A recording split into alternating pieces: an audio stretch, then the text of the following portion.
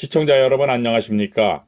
오늘 방송은 오대산 문수원에서 쫓겨나 지진장로 스님이 써준 소개장을 들고 대도시에 있는 대산국사란 사찰에 도착했지만 소개장에 적혀있는 내용 때문에 문제아로 찍혀 결국 사찰밖 채소밭지기가 되는 내용을 프레임으로 진행합니다.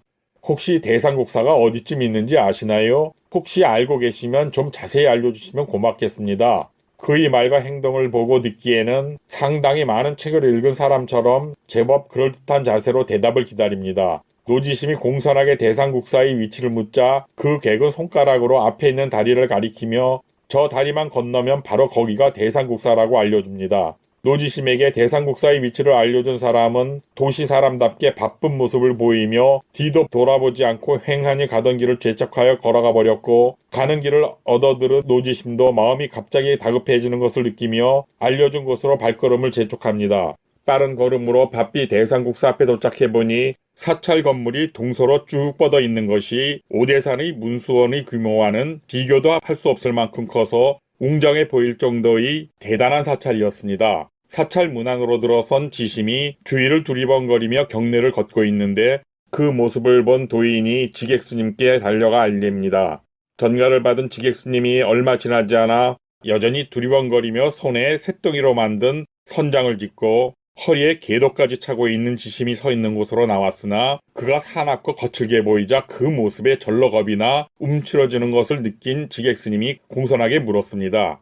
사형께서는 어디서 오시는 길이며 무슨 일로 누구를 찾고 계신지요? 지객스님이 묻자 노지심은 메고 있던 괴나리 벗짐을 내려놓으며 자기는 지금 오대산 문수원에서 오는 길이고 스승이신 지진장로님의 글을 가져왔다고 대답하며 소개장을 내밀고 말합니다.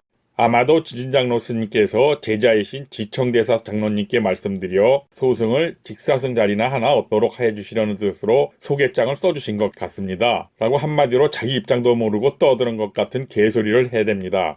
지진장로 스님이 엄격하게 금지하는 술을 2번씩이나 퍼마시고 엄청난 사고를 친 것 때문에 쫓겨난 주제에 고참 스님들 중에서 임명하는 직사승 자리를 얻어내려는 생각을 하니 그야말로 개도 웃을 일이 아니겠는가. 지심이 일단 문수원 지진장로님께서 써준 소개장을 들고 왔다며 건네려 하자 지객스님은 지심에게 최대한 예를 지켜가며 그 소개장을 직접 지청대사 장로스님께 드려야 한다고 말했습니다. 노지심의 모습이나 차림새를 보자면 지진장로 스님의 글을 들고 왔다는 것이 어울리지는 않지만 방장실로 안내하며 말합니다. 오대산 문수원의 지진장로 스님께서 직접 글을 써주신 것을 가져오신 분이시라면 방장실로 드시도록 하십시오.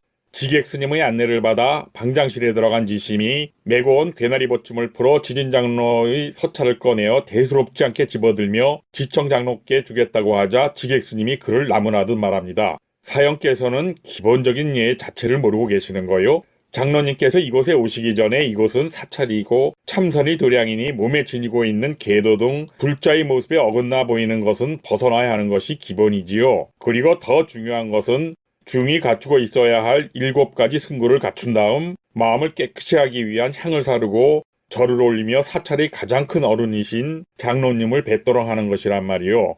지객스님이 그런 말을 하자 무식한 노지심도 오대산인가 어디선가는 잘 모르겠지만 하여간 그런 소리를 들은 듯 했기 때문에 그의 말에 토를 달지 않았습니다. 거기다 적당한 무식함에 적당한 무대포기질을 가진 지심이었지만 얼마 전까지 재활로 있으면서 조직생활이라 할 수 있는 것을 하지 않았던가. 그래서 이곳이 참선이 도량인 절간이고 그것의 가장 큰 어른을 만날 때 그만한 예를 갖추며 자세를 가다듬어야 한다는 것은 충분히 이해가 되는 일이었기에 지객스님의 말을 따르기로 합니다. 지심이 진작 좀 알려주셨으면 될 것을 이제야 알려주시면서 야단까지 친다며 생김새와 덩치에 어울리지 않는 말을 하면서 계도를 풀어 옆으로 치우고 생각합니다. 노지심이 자신의 말을 듣고 승구를 펴기 시작하자 지객스님이 가사를 걸쳐 입고 그가 7가지 승구 펴는 일을 도와줍니다. 다음에 할 행동을 잠시 생각하던 지심은 오대산을 나올 때 지진장로 스님의 당보를 받으며 그가 전해줘 보따리에 가지고 다니던 향을 한 움큼 꺼내어 타고 있는 촛대에다 불을 지펴 향을 피워 들었습니다. 노지심이 지객스님의 코치를 받으며 이런저런 채비를 마치고 한동안 조용히 기다리는 가운데 대산국사의 가장 큰 어린이신 지청선사께서 방장실로 걸어 나왔습니다. 지청선사께서 방장실에 들자 지객스님이 그 앞으로 나가 조용히 아뢰기 시작합니다. 저기 서 있는 저 스님이 오대산 문수원에서 왔는데 그것 장로이신 지진대사님이 직접 써주신 서신을 갖고 왔다고 합니다. 지청선사는 지객스님이 문수원 지진장로님의 글을 갖고 왔다고 알려드리자 앞에 엉거주춤 서 있는 험상궂은 모습을 한 거구의 중을 쳐다보며 사형께서 꽤 오랫동안 글을 써 보내거나 하는 일이 없었는데 무슨 일로 글을 보냈는지 모르겠다고 말했습니다. 지객스님은 지청대사가 그런 말을 하며 자기의 말을 받자 모습에 어울리지 않게 엉거주춤 서 있는 노지심을 쳐다보며 사형은 어서 지청장로님께 예를 올리라고 알려줍니다. 지객스님이 그런 말을 할 때까지 노지심은 향을 적당히 피울지 몰라 무조건 그 큰 손으로 한 움큼을 들고 있었기에 향을 피우는 것이 아니라 마치 장작을 때울 때처럼 연기가 자욱히 피어오른 속에 엉거주춤 서 있었습니다.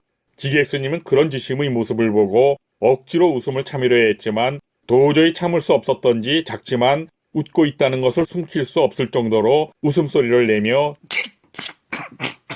지심의 향을 받아 향로에 꽂았습니다.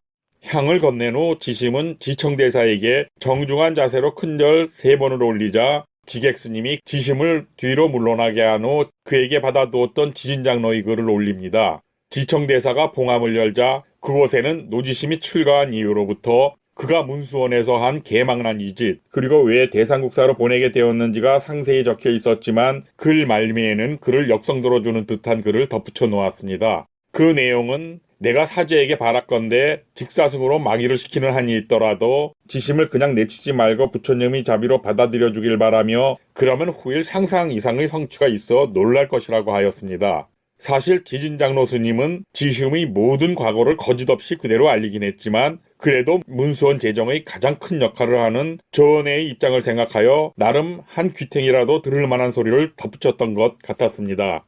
지진장로님의 글을 다 읽고 난 지청대사는 별다른 내색도 하지 않은 채 지심이 멀리서 온 사람이니 일단 승당에서 쉬도록 해준 다음 제밥을 지어 올리라고 지객스님에게 지시합니다. 노지심은 자기를 승당에 머물게 허락하며 제밥까지 지어 올려주라는 말을 듣고 장로께 허리를 깊숙이 숙여 절을 한 후 풀어놓은 승구들을 보따리에 챙겨 넣은 다음 계도와 선장까지 모두 챙겨 들고 승당으로 물러났습니다. 노지심이 승당으로 물러나자 지청대사는 즉시 절간이 모든 스님들을 방장실로 불러 모아 자신의 사형인 문수원 지증장로가 써보낸 글을 가감없이 알려줍니다.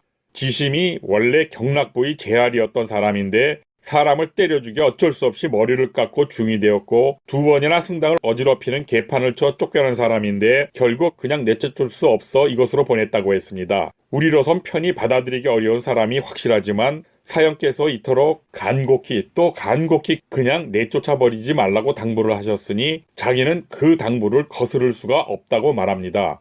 그리고 여러 스님들은 내 사형인 지진장로께서 너무 세상을 모른다고 할 것 같은데 하지만 어찌하겠는가.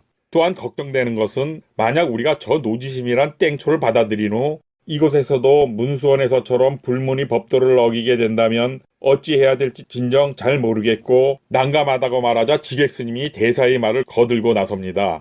저희가 보기에도 문수원에서 온 그 중은 절대로 출가한 인물 같은 모습이 보이지 않는데 우리 사찰에서 어찌 그런 땡초 같은 사람을 받아들일 수 있겠습니까? 지청대사와 지객스님이 그런 말을 하자 절이 안살림을 책임지며 도맡고 있는 스님이 묘수와 같은 한 가지 해결책을 내놓습니다. 우리 절 산조문 밖에 있는 퇴거해요 뒤에 언제나 근처 병졸들과 20-20명이나 되는 망나니 건달들의 행패로 골치를 썩고 있는 채소밭이 있습니다. 이 채소밭에 그 건달패 중생들이 소나 말을 마음대로 놓아먹이고 패거리로 몰려와 눈살을 찌푸리게 놀아도 막을 길이 없는 곳인데 거기로 그 땡초를 보내버리면 되지 않을까 생각한다고 말합니다. 지금 그것을 지키고 있는 스님 혼자서는 건달패들을 막을 길이 없는데 오늘 문수원에서 쫓겨온 그 땡초를 보니 생긴 게 험상궂고 힘께나 쓸 것 같아 채소밭 지키는 일은 충분히 해낼 것 같다고 덧붙여 말했습니다. 오늘 방송은 여기서 마무리하도록 하며 다음 방송은 결국 대상국사 주지인 지청대사의 뜻을 할 수 없이 받아들이게 되는 내용을 프레임으로 진행합니다. 시청자 여러분의 구독과 좋아요는 콘텐츠 제작에 큰 힘이 됩니다. 지속적인 시청과 참여를 부탁드리며 방송을 마치겠습니다. 대단히 감사합니다.